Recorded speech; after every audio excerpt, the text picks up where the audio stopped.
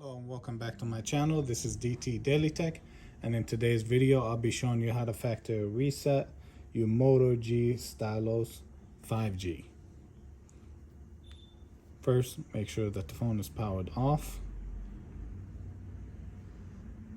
Once the phone is powered off, locate the power button, the volume down, press and hold both keys.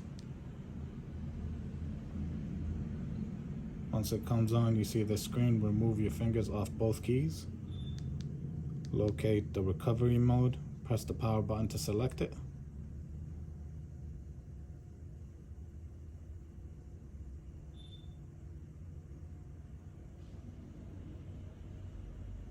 Once you see this screen, press and hold the power and the volume up. Once you see this screen, locate the Wipe Data Factory Reset. Press the power button to select it.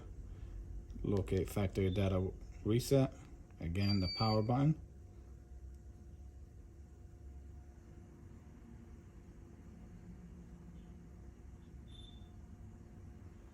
Now the phone is wiped clean.